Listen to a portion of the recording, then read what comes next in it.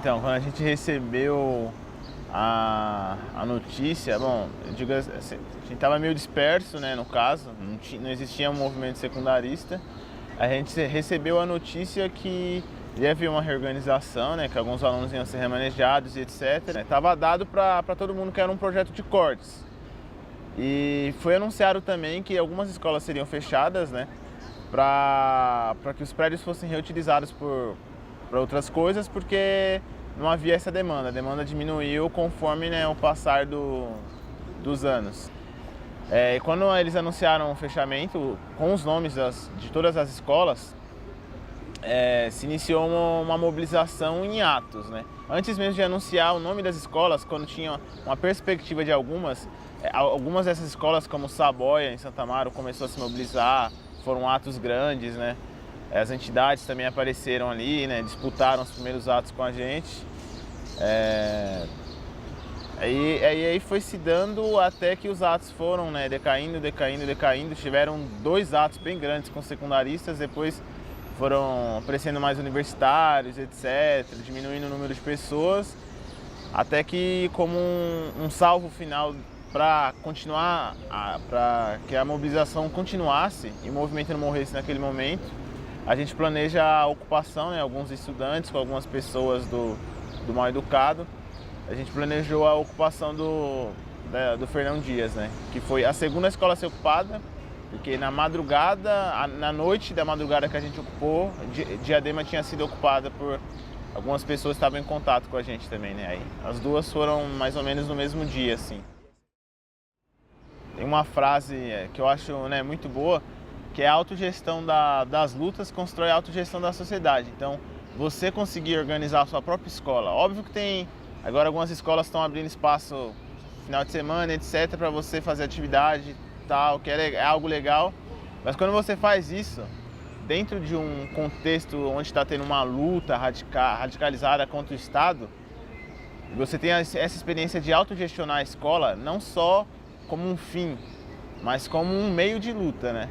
Eu autogestiono a escola não porque eu quero fazer o papel do Estado agora, já que o Estado não faz melhor que eu. Eu autogestiono porque eu quero pressionar o Estado com que ele faça que a minha escola se torne uma escola boa. Então ela não acaba sendo um fim em si mesmo, acaba sendo uma experiência incrível. Era pela ação, né? Pela, digamos, agitação e propaganda. A gente fez ocupação e desencadeou, porque as pessoas queriam isso. A gente fez travamento e aí foi. E aí, tipo, teve um dia que só em São Paulo aconteceram 6 travamentos. Na Zona Sul, 2 ou 3 na Oeste, na Leste, também teve em Diadema, tá, outras cidades, mas aqui em São Paulo, se eu não me engano, foram 6, só nesse dia. E foi quando começou a apertar para o Estado, né? Porque a gente começou a perceber que o objetivo deles ali era cansar a gente nas escolas, né? A gente já estava lá há muitos dias, aí começavam a ter brigas, essas coisas, e esse é o problema da autogestão também, né? Sempre vai gerar briga, confusões, quando isso vai se tornando algo de muito tempo, assim, no meio da luta, etc., ainda mais com as pressões. E aí a gente pensou que a gente tem que agora sair de dentro para fora. A gente está dentro da escola, agora que a gente está aqui dentro, a gente precisa trazer o que a gente criou aqui dentro para fora. Então, o meio de fazer isso, se comunicar com as pessoas, com a comunidade, etc., era fazendo travamentos e panfletando, né, nesses travamentos e fazendo atos. Os travamentos deram mais certo. Teve um grande ato, né? Não deu para chamar outros porque o projeto já estava caindo, né? E aí a gente conseguiu barrar. Mas teve um ato grande, né? Veio umas 15 mil pessoas. E teve um último também, um segundo ato, que veio um pouco menos. Teve umas 3 mil pessoas, mas já estava bem no finalzinho, assim. Foi um ato, de certa forma, acabou tendo um peso simbólico.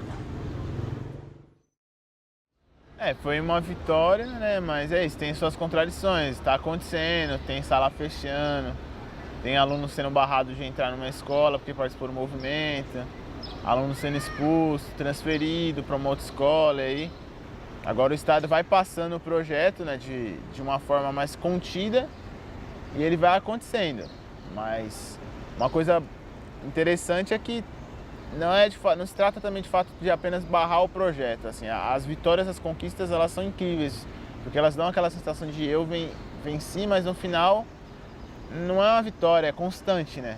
Enquanto existir um estado dessa forma, esse movimento vai ser sempre constante, né? O interessante das ocupações das ETECs foi que a gente sai de uma figura passiva, no sentido de queremos o cancelamento desse projeto, para uma figura ativa de queremos esse projeto, que no caso é bandejões em todas as escolas. Enquanto não houvessem esses bandejões, o tempo para construir eles, nós queríamos várias refeições para comer diariamente, né, nas ETECs, principalmente a galera que fica o dia todo na ETEC, que faz o integral. A gente ocupou o Centro Paula Souza, né, num primeiro ato que teve, que passou lá do lado. Aí a gente passou vários perrengues lá, né, do frio, que os seguranças ligaram ar-condicionado, etc. Aí doaram blusas. E a gente ficou lá umas 2 semanas, se não me engano, 2 semanas. Teve uma tentativa de integração que não aconteceu, que a gente conseguiu, né, intermediar, porque foi ilegal. E aí a gente teve uma batalha na justiça para conseguir que a integração fosse feita sem armas. E no final ela foi cedida de fato, eles apelaram e parece que caiu, não sei se em uma outra instância, mas um outro juiz passou a julgar o caso, deu reintegração. De fato eles foram sem armas, por mais que pudessem ir com armas, e tiraram a gente à força mesmo, carregados, né? Todo mundo foi carregado naquele dia, a gente saiu em ato. E depois dessa desocupação a gente ocupou a diretoria de ensino Centro-Oeste e a Anasul. O que eu acho que mais pega no movimento secundarista é que ele aponta, assim como o 2013 e o MPL, para uma perspectiva além das lutas sociais que no final dessa década, né, no final não, né, no início dessa década, depois da ascensão Lula, né, ou até um pouco antes, começaram a ir por uma via burocrática, né?